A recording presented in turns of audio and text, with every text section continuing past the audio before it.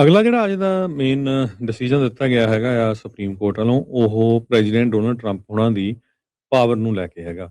Supreme court ਨੇ 2 decision ਇਹਦੇ ਸੰਬੰਧ 'ਚ ਦਿੱਤੇ। ਉਹਨਾਂ ਨੇ ਇਹ ਕਿਹਾ ਵੀ ਜਿਹੜਾ ਫੈਡਰਲ ਰਿਜ਼ਰਵ ਬੋਰਡ ਦੀ ਮੈਂਬਰ ਲੀਜ਼ਾ ਕੁੱਕ ਆ, ਉਹਨਾਂ ਨੂੰ ਟਰੰਪ ਹੁਣੀ ਫਾਇਰ ਨਹੀਂ ਕਰ ਸਕਦੇ। ਲੀਜ਼ਾ ਕੁੱਕ ਦੇ ਉੱਤੇ ਟਰੰਪ ਐਡਮਿਨਿਸਟ੍ਰੇਸ਼ਨ ਨੇ ਚਾਰਜ ਲਾਏ ਸੀ ਵੀ ਇਹਨਾਂ ਨੇ ਮੌਰਗੇਜ ਐਪਲੀਕੇਸ਼ਨਾਂ ਦੇ ਉੱਤੇ ਝੂਠ ਬੋਲ ਕੇ ਜਿਹੜਾ ਲੋਨ ਲਿਆ ਹੈਗਾ।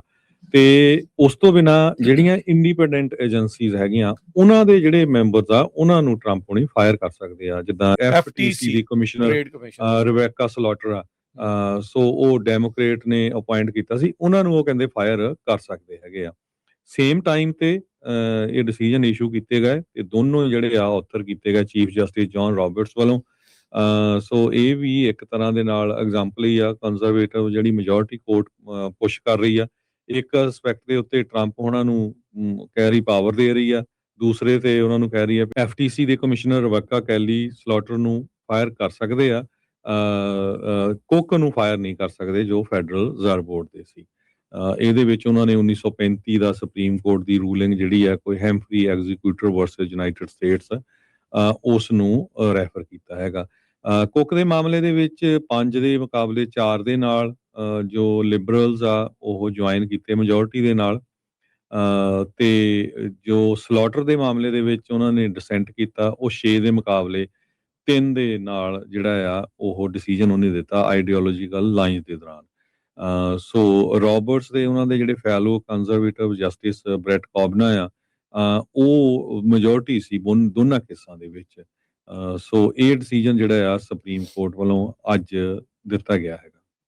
ਜੀ ਬਿਲਕੁਲ। ਸੋ ਇਹ ਜਿੱਦਾਂ ਆਪਾਂ ਦੱਸਦੇ ਆ ਨਾ ਵੀ ਸੁਪਰੀਮ ਕੋਰਟ ਦੇ ਜਿਹੜੇ ਫੈਸਲੇ ਆ, ਇਹ ਲੰਮੇ ਸਮੇਂ ਤੱਕ ਇਹਨਾਂ ਦਾ ਜਿਹੜਾ ਅਸਰ ਰਹਿੰਦਾ ਆ।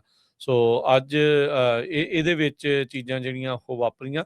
ਸੋ ਇੰਡੀਪੈਂਡੈਂਟ ਏਜੰਸੀਜ਼ ਦੇ ਵਿੱਚ ਆਪਣੇ ਬੰਦੇ ਨੂੰ ਲਾਉਣਾ ਤੇ ਫਾਇਰ ਕਰਨਾ, ਉਹ ਪ੍ਰੈਜ਼ੀਡੈਂਟ ਨੂੰ ਪਾਵਰ ਜਿਹੜੀ ਉਹ ਮਿਲੀ ਹੈ। ਇਟਸ ਗੋਨਾ ਬੀ ਸੇਮ, ਚਾਹੇ ਕੋਈ ਵੀ ਰਾਸ਼ਟਰਪਤੀ ਜਿਹੜਾ ਹੋਵੇ, ਇਹ ਇਕੱਲਾ ਟਰੰਪ ਹੋਣਾ ਤੱਕ ਸੀਮਤ ਨਹੀਂ ਰਹਿਣਾ। ਸੋ ਟਰੰਪ ਹੋਣਾ ਨੇ ਤਾਂ ਇਵੈਂਚੁਅਲੀ ਰਾਸ਼ਟਰਪਤੀ ਦੇ ਇਹਨਾਂ ਦਾ ਅਖੀਰਲਾ ਇਹ ਕਹਿ ਸਕਦੇ ਹਾਂ ਵੀ 4 ਸਾਲ ਨੇ, ਤੇ ਉਹਦੇ ਵਿੱਚ ਤੋਂ ਬਾਅਦ ਦੇ ਵਿੱਚ ਜਿਹੜਾ ਵੀ ਕੋਈ ਆਊਗਾ, ਚਾਹੇ ਰਿਪਬਲਿਕਨ ਆਊ ਤੇ ਚਾਹੇ ਉਹ ਡੈਮੋਕ੍ਰੇਟ ਆਊ, ਉਹ ਆਪਣੀ ਮਰਜ਼ੀ ਦੇ ਬੰਦੇ ਲਾ ਸਕਦੇ ਆ ਤੇ ਲਾ ਸਕਦੇ ਆ।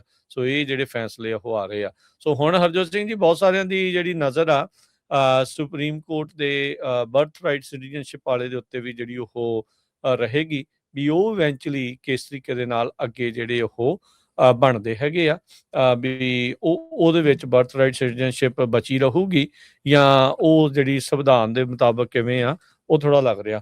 ਸੋ ਫਾਰ ਹਰਜੋਤ ਸਿੰਘ ਜੀ, ਜਿਸ ਤਰੀਕੇ ਦੇ ਨਾਲ ਸੁਪਰੀਮ ਕੋਰਟ ਦੇ ਫੈਸਲੇ ਆਏ ਆ, ਉਹ ਇੱਦਾਂ ਹੁੰਦਾ ਹੈ ਨਾ ਬਹੁਤ ਵਾਰੀ, ਕਿਉਂਕਿ ਲੋਕ ਧਿਰਾਂ ਦੇ ਨਾਲ ਜੁੜੇ ਹੁੰਦੇ ਆ। ਕੋਈ ਕਹਿੰਦੇ ਵੀ ਅਸੀਂ ਰਾਈਟ ਵਿੰਗ ਆ, ਕੋਈ ਲੈਫਟ ਵਿੰਗ ਆ, ਪਰ ਮੈਜੋਰਟੀ ਦੇ ਵਿੱਚ ਜਿਹੜੇ ਸੁਪਰੀਮ ਕੋਰਟ ਦੇ ਫੈਸਲੇ ਉਹ ਬੜੀ ਟੈਕਨੀਕੈਲਿਟੀ ਦੇ ਉੱਤੇ ਜਿਹੜੇ ਉਹ ਆਉਂਦੇ ਆ।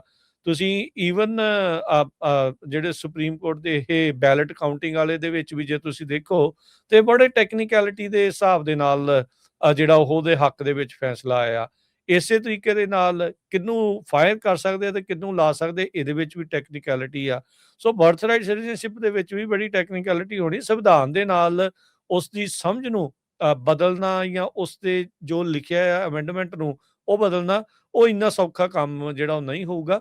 ਫਿਰ ਵੀ ਜਿਹੜੇ ਸੁਪਰੀਮ ਕੋਰਟ ਦੇ ਜਸਟਿਸਿਸ ਆ, ਉਹ ਕਿਤੇ ਨਾ ਕਿਤੇ ਤਾਂ ਜਿਹੜੇ ਜਵਾਬਦੇਹ ਜਿਹੜੇ ਉਹ ਰਹਿੰਦੇ ਆ। ਆਲਦੋ ਵਿਰੋਧੀ ਧਿਰਾਂ ਤਾਂ ਕਹਿੰਦੀਆਂ ਵੀ ਉਹਨਾਂ ਨੂੰ ਵੀ ਇੰਪੀਚ ਕਰ ਦਿਓ, ਉਹਨੂੰ ਵੀ ਇੰਪੀਚ ਕਰ ਦਿਓ, ਹਰ ਇੱਕ ਜਣਾ ਆਪੋ ਆਪਣਾ ਰੌਲਾ ਰੱਪਾ ਪਾਉਂਦੇ ਆ। ਮੈਨੂੰ ਇਹ ਲੱਗ ਰਿਹਾ ਸੋ ਫਾਰ ਜਿੰਨੇ ਕੁ ਫੈਸਲੇ ਜਿਹੜੇ ਉਹ ਆ ਰਹੇ ਆ, ਹਾਂ ਆਪਾਂ ਨੂੰ ਪਤਾ ਤਾਂ ਨਹੀਂ ਹੈ ਭਵਿੱਖ ਦੇ ਗਰਭ ਦੇ ਵਿੱਚ ਕੀ ਆ।